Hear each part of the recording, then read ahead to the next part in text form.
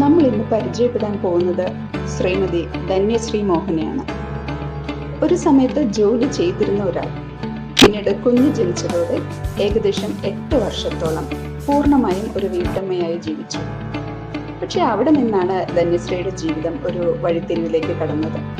സാധാരണ ഒരു വീട്ടമ്മയിൽ നിന്ന് കേരളത്തിലെ മികച്ച വനിതാ സംരംഭകയ്ക്കുള്ള ഗവൺമെന്റിന്റെ അവാർഡ് നേടിയ ധന്യശ്രീയുടെ പ്രചോദനകരമായ യാത്രയാണ് ഇന്നത്തെ ഈ വീഡിയോ നമ്മൾ കാണുന്നത്. ആ കഥ നമുക്ക് അവരിൽ നിന്ന് നേരിട്ട് തന്നെ കേൾക്കാം.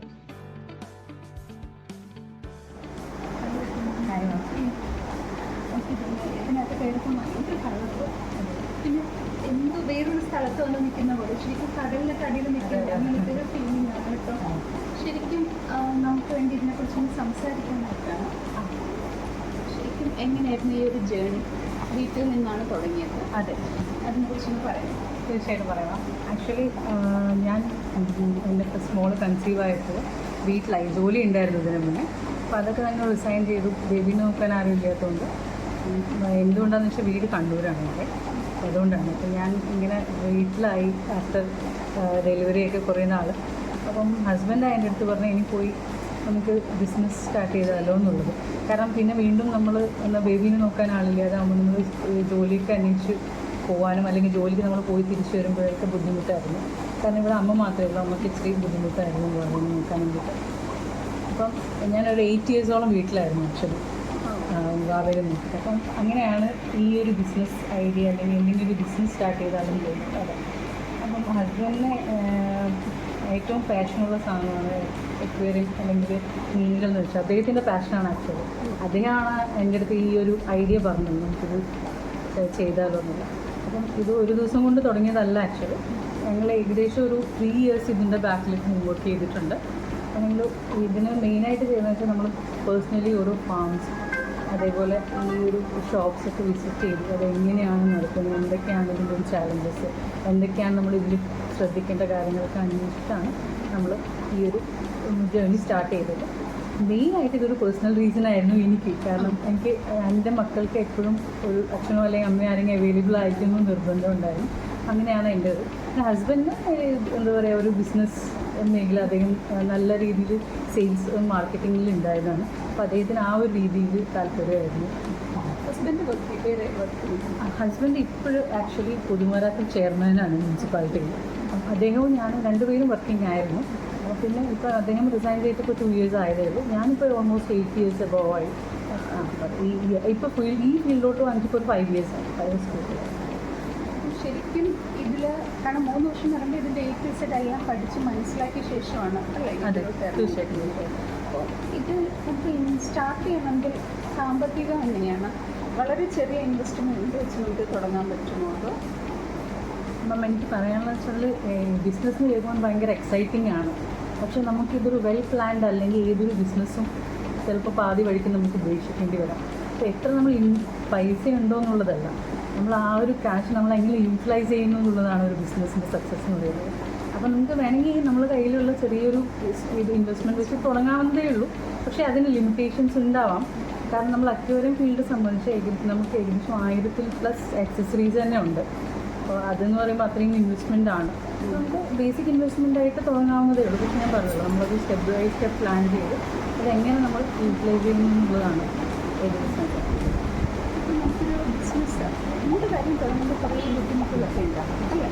അപ്പോൾ ഈ ഒരു ബിസിനസ് സ്റ്റാർട്ട് ചെയ്തപ്പോൾ അങ്ങനെ ഏതെങ്കിലും വലിയൊരു പ്രതിസന്ധി ഉണ്ടായിരുന്നോ?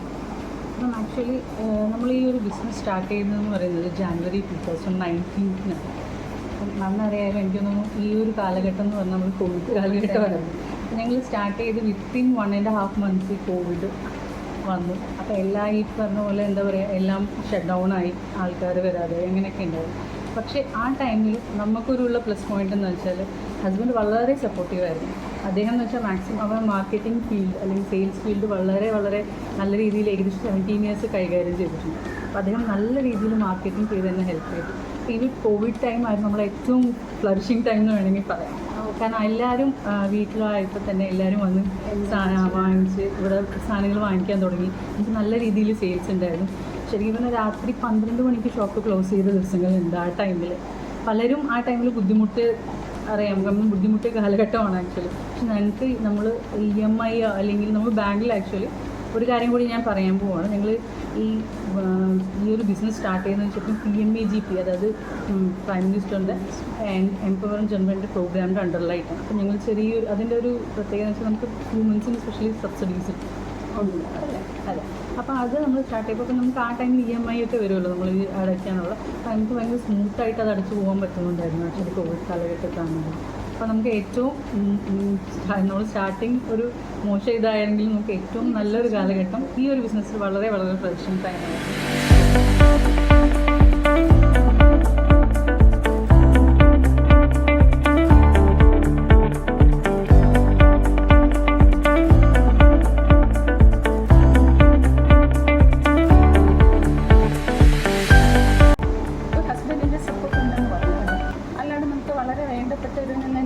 എതിർപ്പുകളൊക്കെ ഉണ്ടായിരുന്നു ഈ ഒരു ബിസിനസ് ചൂസ് ചെയ്യുന്ന ടൈമിൽ? ഇല്ല മാം, എന്നെ പേഴ്സണലി സംബന്ധിച്ചോളം ഹസ്ബൻഡോ അല്ലെങ്കിൽ അച്ഛനോ അമ്മയാണ് നമ്മുടെ ലൈഫിൽ ഏറ്റവും ഇമ്പോർട്ടൻറ്റ്. പക്ഷേ അവർ വളരെ വളരെ സപ്പോർട്ടീവായിരുന്നു.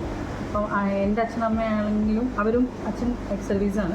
അപ്പോൾ അദ്ദേഹമാണ് പറഞ്ഞത് നമുക്ക് ഇനിയുള്ള കാലഘട്ടം എന്ന് നമുക്ക് ബിസിനസ് ആണ്, നമുക്കൊന്ന് സ്റ്റാർട്ട് ചെയ്ത് നോക്കിയാൽ കുഴപ്പമില്ല. നമ്മളൊരു ധൈര്യമാണല്ലോ എന്തിനും. അപ്പം നമ്മളൊരു ഏജ് എന്ന് പറഞ്ഞാൽ നമ്മൾ 40+ ഒക്കെ ആയിക്കഴിഞ്ഞാൽ നമുക്കൊരു എന്താ പറയുക ഒരു വർക്കിംഗ് കഴിഞ്ഞ് നമുക്കൊരു ബിസിനസ്സിനൊക്കെ ചെയ്യാനുള്ള ധൈര്യം ഉണ്ടാവും. പക്ഷെ നമ്മളൊരു 50-60 ഒക്കെ ആകുമ്പോൾ നമുക്കൊരു പേടി വന്നു തുടങ്ങും, നമ്മൾ എങ്ങനെയാണ് എന്തൊക്കെയാണ്. അപ്പോൾ ആ ഒരു ധൈര്യം അല്ലെങ്കിൽ നമ്മൾ ആ വർക്കിംഗ് എക്സ്പീരിയൻസും നമുക്കിത് ചെയ്യാനുള്ള ധൈര്യമാണ് നമുക്ക് മുന്നോട്ട് പോയത്. മാത്രമല്ല എനിക്ക് വേണ്ടപ്പെട്ട ഏറ്റവും അടുത്ത റിലേറ്റീവ്സ് വളരെ വളരെ സപ്പോർട്ടീവായിരുന്നു. എന്നാൽ പല ആൾക്കാരും പിന്തിരിപ്പിച്ച് കുറേ കളിയാക്കിയവരുണ്ട്. കാരണം ജോലി ഉപേക്ഷിച്ച് ഇങ്ങനത്തെ മണ്ടത്തരങ്ങളിലോട്ടാണല്ലോ പോകണമെന്നുള്ളത്. പിന്നെ ഒരു മീൻ കച്ചവടം എന്നുള്ള രീതിയിലുള്ള കളിയാക്കലും പല കാര്യങ്ങളും വന്നിട്ടുണ്ട്. പക്ഷെ അതെല്ലാം ഇതിലുള്ളതാണല്ലോ, എല്ലാത്തിനും പോസിറ്റീവും നെഗറ്റീവും ഉണ്ട്. അപ്പോൾ അതെല്ലാം ഉൾക്കൊണ്ട് ഞങ്ങൾ മുന്നോട്ട് പോയി. അപ്പം നമ്മൾ ആവുന്ന രീതിയിൽ നമ്മളിതിൽ ഡെഡിക്കേറ്റ്.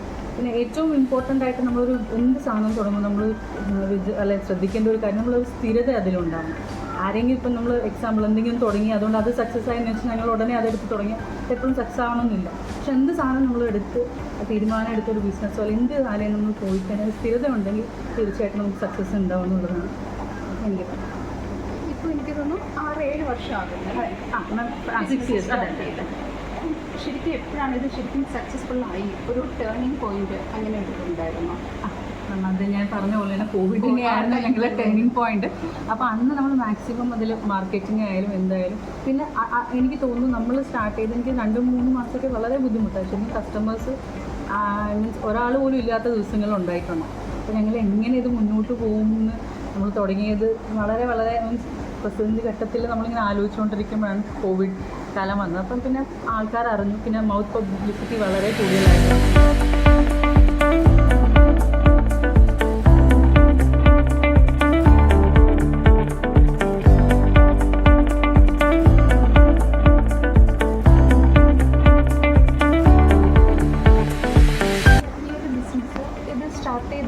എസ്റ്റാബ്ലിഷ്ഡ് ആയിട്ട് തന്നെ തുടങ്ങിയോ അത് വളരെ ചെറിയ രീതിയിൽ തുടങ്ങിയിട്ട് ഗ്രാജുവലായിട്ട് ഇത്രയും വിപുലീകരിച്ചതാണോ? ആക്ച്വലി ഇത് ഹസ്ബൻഡ് ഞാൻ പറഞ്ഞത് വളരെ സപ്പോർട്ടീവും വെൽ പ്ലാൻഡ് ആയിട്ട് അദ്ദേഹം ആദ്യമേ എല്ലാ കാര്യങ്ങളും ഓരോ ഘട്ടങ്ങളായിട്ട് നമുക്ക് ഫസ്റ്റ് ഫുൾ ഹെൽപ്പ് ചെയ്തു. നമ്മൾ ഏകദേശം ഇതേപോലെ തന്നെ തുടങ്ങിയത്. പിന്നെ കുറച്ച് മാറ്റങ്ങൾ നമുക്ക് പതിയെ ഉണ്ടായിട്ടുണ്ട്. എന്നിരുന്നാലും നമ്മൾ ഏറ്റവും കൂടുതൽ അദ്ദേഹം പറഞ്ഞൊരു കാര്യം എന്താ വെച്ചാൽ നമ്മൾ ആദ്യം പോയി പ്രൊഡക്റ്റോ കാര്യങ്ങളോ നമ്മൾ ബ്രാൻഡ് നെയിമാണ് ഉണ്ടാക്കുന്നത്. നമ്മൾ ഈ കേരള അക്വേറിയം എന്ന ബ്രാൻഡ് ഏകദേശം 2 വർഷം മുന്നേ ഒരു എന്താ പറയുക ഒരു സൈറ്റ് പോലെ ഉണ്ടാക്കി പിന്നെ അതിലൂടെ FB പേജസ് കാര്യങ്ങൾ അപ്പോൾ നമുക്കിങ്ങനെ സ്ഥാപനം തുടങ്ങാറുണ്ട് എന്നുള്ള കാര്യങ്ങളാണ് നമ്മൾ ചെയ്യാൻ പോകുന്നത് റെഗുലറായിട്ട് ആൾക്കാരിൽ എത്തിച്ചുകൊണ്ടിരുന്നത്. അതൊരു ഫ്രീ മാർക്കറ്റിംഗ് ആണ്. ആക്ച്വലി പ്രയർ നമ്മൾ ചെയ്യുന്നതിന് മുന്നേ ഒരു 2 years ബിഫോറാണ് നമ്മൾ ചെയ്യുന്നത്. അപ്പോൾ കണ്ടിന്യൂസ് ഈ കേരള അക്വേറിയം ഇന്ന് എവിടെ പോയാലും ചോദിക്കും കേരള അക്വേറിയം അല്ലേ, നമ്മളൊരു പേരല്ല ചോദിക്കുന്നത് ആക്ച്വലി. അപ്പോൾ അത് നമ്മളൊരു ബ്രാൻഡ് നെയിം ബിൽഡ് ചെയ്തു. അപ്പോൾ ആദ്യമേ നമ്മൾ ഇത് ഇത്രയും ചെയ്തെങ്കിലും കുറച്ചൊക്കെ നമുക്ക് എന്താ പറയുക ഭാവിയിൽ കുറച്ചും കൂടി നമ്മൾ നല്ല രീതിയിൽ എസ്റ്റാബ്ലിഷ് ചെയ്തിട്ടുണ്ട്. പക്ഷേ ആദ്യമേ എന്താ പറയുക നമ്മൾ ചെറുതിൽ തന്നെ വലിയതായിട്ട് തന്നെയാണ് ശരിക്കും തുടങ്ങിയത്. ഇവിടെ കയറുന്നത് ഇവിടെ കുറേ പ്രൈസസ് ഒക്കെ ഉണ്ടായിരുന്നു. ഇതെനിക്ക് ഫസ്റ്റ് കിട്ടിയത് എന്തായിരുന്നു അവാർഡ്? അത് കിട്ടിയ ഒരു മൊമെൻറ്റ് എങ്ങനെയായിരുന്നു? ആക്ച്വലി പ്രൈസ് എന്ന് പറഞ്ഞാൽ ഞങ്ങൾക്ക് ഫസ്റ്റ് ഒരു ഇൻ്റർവ്യൂ ആണ് വന്നത് ഒരു മാഗസീൻ, ഒരു ബിസിനസ് മാഗസീനിൽ. അപ്പോൾ അന്ന് വളരെ സന്തോഷമായിരുന്നു. പക്ഷെ അന്ന് എനിക്ക് ഹസ്ബൻഡും സപ്പോർട്ടീവായിട്ടുണ്ട്. അപ്പോൾ അദ്ദേഹമാണ് ആക്ച്വലി അത് ഓൺലൈൻ ഇൻ്റർവ്യൂ, അതെനിക്ക് അറ്റൻഡ് ചെയ്യാൻ പറ്റില്ല. അദ്ദേഹമാണ് എനിക്ക് വേണ്ടി സംസാരിച്ചത്. അപ്പം നമ്മൾ അറിയപ്പെടുന്നുണ്ട് എന്നുള്ളൊരു ഒരു തോന്നലുണ്ടല്ലോ, അത് വളരെ സന്തോഷമായിരുന്നു. അല്ലാതെ കുറേ ചെറിയൊന്നും വലുതായിട്ട് അവാർഡ് കിട്ടിയിരുന്നു. പക്ഷേ ഏറ്റവും കൂടുതൽ സന്തോഷം തോന്നിയത് സംസ്ഥാന സർക്കാരിൻ്റെ തന്നെ ജില്ലയിലെ ഏറ്റവും നല്ല വുമൻസ് ഓണ്ടർപ്രണറിൻ്റെ അവാർഡ് എനിക്ക് കിട്ടിയിട്ടുണ്ടായിരുന്നു 2021-22. അപ്പോൾ അത് വളരെ എന്താ പറയുക, എനിക്കിത് രാജീവ് മിനിസ്റ്ററിൻ്റെ അടുത്ത് നേരിട്ട് ഞങ്ങൾക്ക് പോയി ഫാമിലി ആയിട്ട് വാങ്ങിക്കാൻ പറ്റിയത് ഏറ്റവും ഒന്നും ഓർക്കാനുള്ളൊരു സന്തോഷമായിരുന്നു മൊമെൻറ്റ്. ഇതിനകത്തുള്ള ഇപ്പോൾ ഞാൻ ഇന്ന് കുറേ വെറൈറ്റി ഓഫ് ഫിഷസിനെ കണ്ടു. ഇതിനെക്കുറിച്ചൊന്ന് പറയാമോ? അതായത് ഏറ്റവും കൂടുതൽ പോപ്പുലർ, ഏറ്റവും കൂടുതൽ ആൾക്കാർക്ക് ഡിമാൻഡ് എന്താണ്? റയർ ആയിട്ടുള്ള എന്തെങ്കിലും കാറ്റഗറി ഇവിടെ ഉണ്ടോ? അങ്ങനെ ഓക്കെ. അപ്പം ഇതിൽ നമുക്ക് ഏറ്റവും പോപ്പുലർ എല്ലാവർക്കും ഗോൾഡ് ഫിഷിനെ അറിയാം. അതിന്നും അതേ പോപ്പുലാരിറ്റിയോടെ മുന്നോട്ട് പോകുന്നുണ്ട്. പിന്നെ കാർപ്പ് എന്ന് പറഞ്ഞ വെറൈറ്റി, ഇപ്പോൾ നിങ്ങൾ ജസ്റ്റ് ബാക്കിൽ നമ്മുടെ സെക്ടർ കാണാൻ പറ്റുന്നുണ്ടോ? കാർപ്പ് എന്ന് പറഞ്ഞ വെറൈറ്റി പിന്നെ ഗോൾഡ് ഫിഷിൻ്റെ വെറൈറ്റീസാണ്. ഇതെന്നും ഒരു ഫേമസ് ആയിട്ടുള്ളതാണ്. പിന്നെ നമുക്ക് ഏകദേശം 200+ വെറൈറ്റീസ് ഓഫ് ഫിഷസ് ഞങ്ങൾ ഇൻ ആൻഡ് ഔട്ട് സ്റ്റോക്ക് വെക്കാറുണ്ട്. ഇപ്പോൾ എനിക്ക് റെയർ എന്ന് പറയാനുള്ളതില്ല, എന്നാലും നമുക്ക് അധികം കാണാത്തൊരു മീനുണ്ട്, ഫെദർ ഫിഷ് എന്ന് പറഞ്ഞിട്ട്. നമ്മളിതേപോലെ ബാക്ക്ഗ്രൗണ്ടിൽ കാണാൻ പറ്റുന്നുണ്ട്, ഫെദർ പോലെ ഇരിക്കുന്ന ഫിഷ്, ഗോസ് ഫിഷ് എന്ന് പറയുമ്പോൾ. പിന്നെ നമുക്ക് അറോന എന്ന് പറഞ്ഞ മോൺസ്റ്റർ വെറൈറ്റീസിൽ ഇപ്പോൾ ക്യാറ്റ് ഫിഷ്, കട്ടയിൽ ക്യാറ്റ് ഫിഷ്, അതേപോലെ ഷവൽ ലോസ് എന്ന് പറഞ്ഞ വെറൈറ്റീസ് അവൈലബിൾ ആണ്. ഇപ്പോൾ റെയറിന് നമുക്ക് അല്ലെങ്കിൽ നമുക്ക് കുറച്ചും കൂടി ഇതായിട്ട് പറയാൻ പറ്റും. ഇപ്പോൾ അതാണ് അക്വേറിയം ബിസിനസ് സ്റ്റാർട്ട് ചെയ്യാൻ ആരെങ്കിലും പ്ലാൻ ചെയ്യുന്നുണ്ടെങ്കിൽ അവർ എന്തൊക്കെ കാര്യങ്ങളായിരിക്കും ആദ്യം ശ്രദ്ധിക്കുന്നത്? Aquarium business start, especially aquarium എന്ന് എടുത്ത് പറഞ്ഞുകൊണ്ട് ഞാൻ പറയാം, നമ്മൾ അതിനെക്കുറിച്ച് നമുക്ക് പ്രയർ ഐഡിയ മസ്റ്റായിട്ട് വേണം. ഇല്ലെങ്കിൽ വളരെ വളരെ ചാലഞ്ചിങ് ആയിട്ടുള്ളൊരു ബിസിനസ്സാണ് അക്വേറിയം ബിസിനസ്. കാരണം ഞാനിപ്പോൾ എപ്പോഴും തമാശയ്ക്കാണെങ്കിൽ വല്ല ഒരു ഡോക്ടർ അവസ്ഥയാണ് എനിക്ക്, ബിക്കോസ് എല്ലാം ജീവനുള്ള സാധനങ്ങളാണ്. അതുകൊണ്ട് നമ്മൾ ഡീൽ ചെയ്യുമ്പോൾ വളരെ ശ്രദ്ധിച്ച് ഡീൽ ചെയ്യും. അപ്പോൾ ഫസ്റ്റ് നമ്മൾ അതിനെക്കുറിച്ചൊരു പഠനം, ചെറിയൊരുവെങ്കിലും പഠനം, അല്ലെങ്കിൽ അതിൻ്റെ ക്യാരക്ടറിസ്റ്റിക്സ് എല്ലാം മനസ്സിലാക്കണം. കാരണം ഞങ്ങൾക്കിപ്പം ഈ ഫസ്റ്റ് ടൈം നമ്മൾ ഒറ്റപ്പെട്ട സമയത്ത് ഇത് സ്റ്റാർട്ട് ചെയ്തു, ഹസ്ബൻഡിന് അറിയായിരുന്നു. പക്ഷെ അദ്ദേഹം ജോലിക്ക് പൊയ്ക്കൊണ്ടിരുന്ന സമയത്താണ് നമ്മളിത് സ്റ്റാർട്ട് ചെയ്തത്. അതായത് അദ്ദേഹം ഓൾറെഡി വർക്കിംഗ് ആയിരുന്നു. പക്ഷേ ഞാൻ ഈ ബിസിനസ് സ്റ്റാർട്ട് ചെയ്തു. പക്ഷേ അദ്ദേഹം ഇല്ലാത്ത കുറേ ബുദ്ധിമുട്ട് എനിക്ക് ഫേസ് ചെയ്യേണ്ടി വന്നിട്ടുണ്ട്. ഇതിൻ്റെ കണ്ടീഷൻ എങ്ങനെയാണ് നോക്കുന്നത്, ഇതിൻ്റെ കാര്യങ്ങൾ എങ്ങനെയാണ്, ഇതിൻ്റെ വാട്ടർ ചേഞ്ചിങ് ഒക്കെ. പിന്നീടാണ് ആരും ഇല്ലാത്ത ഘട്ടങ്ങളിൽ നമ്മൾ നോക്കി കാര്യങ്ങൾ കണ്ടു, പല ജേർണലും വായിച്ചു, ഓൺലൈനൊക്കെ വായിച്ചുമ്പോഴും ചെയ്തതാണ് ഈ കാര്യം.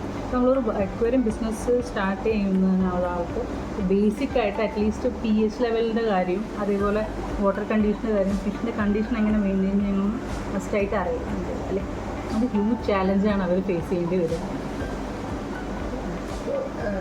മീറ്റിങ്സ് ഉണ്ടാവും, അല്ലെങ്കിൽ വീട്ടിൽ നമുക്ക് ഗസ്റ്റ് ഉണ്ടാവും. അപ്പോൾ അതൊക്കെ നമ്മൾ പ്രയോറിറ്റൈസ്, അതിന് പ്രയോറിറ്റി കൊടുത്ത് നമ്മളൊരു ദിവസത്തെ ചാർട്ട് പ്ലാൻ ചെയ്ത് പോകുക എന്നുള്ളതാണ് ഒരു ബിസിനസ്. പക്ഷേ ഇതിൻ്റെ ഒരു പ്ലസ് പോയിന്റ് എന്ന് പറഞ്ഞാൽ എൻ്റെ മനസ്സിൽ എപ്പോഴും ഉണ്ടാകുന്ന കാര്യം എന്ന് വെച്ചാൽ എനിക്ക് തോന്നുന്നു എൻ്റെ ഒരു സക്സസ് അല്ല എപ്പോഴും ധൈര്യം എൻ്റെ അമ്മയായിരുന്നു. ഏത് ലെവലിലും ഞങ്ങളെ കൂടെ എന്നും ഉണ്ടായി, എന്നും എന്ത് കാര്യത്തിലും സപ്പോർട്ട് ചെയ്ത് അദ്ദേഹമായിരുന്നു. ചിലപ്പം അമ്മ എന്നും അവൈലബിൾ ആയതുകൊണ്ടാവാം നമുക്ക് ആ ഒരു ധൈര്യം ഉള്ളത്. അപ്പോൾ എനിക്കും എൻ്റെ മക്കൾക്ക് ഞാൻ എപ്പോഴും അവൈലബിൾ ആയിരിക്കണം എന്നൊരു ആഗ്രഹം എനിക്കുണ്ടായിരുന്നു. അതുകൊണ്ടാണ് ഈ ഒരു ബിസിനസ് ഞാൻ പറഞ്ഞത് സ്റ്റാർട്ട് ചെയ്തത്. അപ്പം അതുകൊണ്ട് തന്നെ ഈ ഒരു എന്താ പറയുക, നമ്മൾ ഫാമിലി വരുമ്പം ഇന്നായാലും അവർക്കിപ്പോൾ ആവശ്യമുണ്ടെങ്കിൽ ഞാൻ എപ്പോഴും അവൈലബിൾ ആണ്. ജസ്റ്റ് കയറി മെയിലൊന്ന് വന്നാൽ മതി, അമ്മ അവൈലബിൾ ആണ് എപ്പോഴും. അപ്പോൾ എനിക്കും എൻ്റേതായ കാര്യങ്ങൾ എന്താ പറയുക, ഇപ്പം ഫാമിലിയായിട്ട് ഇപ്പോൾ എനിക്ക് അത്യാവശ്യം പോകണമെന്നുണ്ടെങ്കിലും എനിക്ക് പോകാം. അതാണ് ഒരു ബിസിനസ് ആൻഡ് എന്താ പറയുക, നമ്മൾ ഹൗസ് വൈഫ് ഒരു ഇതിൽ പ്രയോറിറ്റൈസ് ചെയ്തിട്ട് ബാലൻസ് ചെയ്ത് പോകും. ഇത് കുറേ അധികം സ്ത്രീകൾ നമ്മുടെ സമൂഹത്തിൽ കാണും. അതായത് ജോലിക്ക് അവർക്ക് പോകാൻ പറ്റുന്നൊരു സാഹചര്യമാണ്, പക്ഷേ സ്വന്തമായിട്ടൊരു വരുമാനം വേണം എന്ന് ആഗ്രഹമുണ്ട്. അവർക്ക് ഇങ്ങനെ എന്തെങ്കിലും ഒരു വീട്ടിൽ തന്നെ ഒരു ബിസിനസ് ചെറിയ രീതിയിലെങ്കിലും സ്റ്റാർട്ട് ചെയ്യണമെങ്കിൽ എന്താണ് അവർക്ക് കൊടുക്കാനുള്ള ഒരു മെസ്സേജ്? എനിക്ക് അവരോട് ഒരു കാര്യം പറയാനുള്ളൂ, നമ്മൾ ഉള്ളതിനെ കൊണ്ട് തുടങ്ങുക എന്തായാലും. കാരണം നമ്മളെ ധൈര്യം തന്നെയാണ് നമ്മളെ മൂലധനം എന്ന് പറയുന്നത്. ചെറുതായിട്ട് തുടങ്ങുക, അതിൽ തന്നെ ഫോക്കസ് ചെയ്ത് സ്റ്റേ ചെയ്ത് നിൽക്കുക. അത് നിങ്ങളെ സക്സസ് നിങ്ങൾ എന്തായാലും അത് ഫോളോ ചെയ്ത് തന്നെ വരും. Thank you.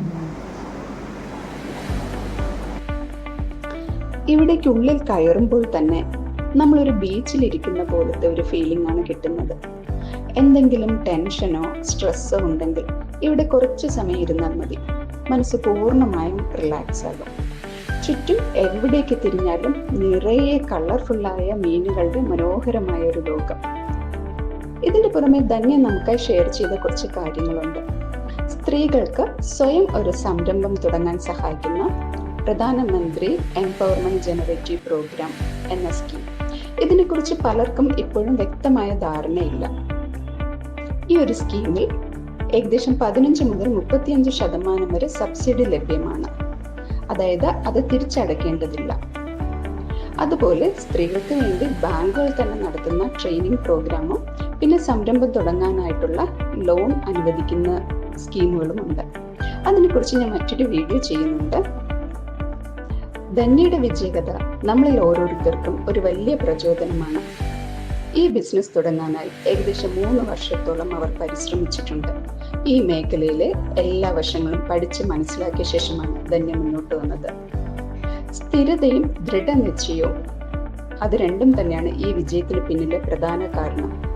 ഇനിയും ധന്യയ്ക്ക് വലിയ സ്വപ്നങ്ങളുണ്ട്. പ്രത്യേക ശ്രദ്ധ ആവശ്യമായ കുട്ടികളുടെ സ്കൂളുകളുമായി കണക്ട് ചെയ്ത് അവർക്ക് വേണ്ടി എന്തെങ്കിലും കാര്യങ്ങൾ ചെയ്യണമെന്നൊരാഗ്രഹം ധന്യക്കുണ്ട്. ഈ സ്വപ്നങ്ങളെല്ലാം യാഥാർത്ഥ്യമാകട്ടെ എന്ന് നമുക്ക് പ്രാർത്ഥിക്കാം. ധന്യയുടെ കേരള അക്വേറിയം പ്രവർത്തിക്കുന്നത് തിരുവനന്തപുരം ജില്ലയിലെ വർക്കല റെയിൽവേ സ്റ്റേഷന്റെ ബാക്ക് സൈഡിലായിട്ടാണ്. ഇത് എല്ലാ ദിവസവും രാവിലെ 9 മണി മുതൽ വൈകുന്നേരം 8 മണി വരെയുണ്ട്. ഞായറാഴ്ചകളിൽ 6 മണി വരെ. അപ്പോൾ ഇത്തരത്തിലുള്ള പ്രചോദനകരമായ വീഡിയോസ് നിങ്ങൾക്ക് ഇഷ്ടപ്പെട്ടാൽ ദയവായി ലൈക്ക് ചെയ്യുകയും ഷെയർ ചെയ്യുകയും ചെയ്യണം. ഈ ചാനൽ സബ്സ്ക്രൈബ് ചെയ്യുക. താങ്ക്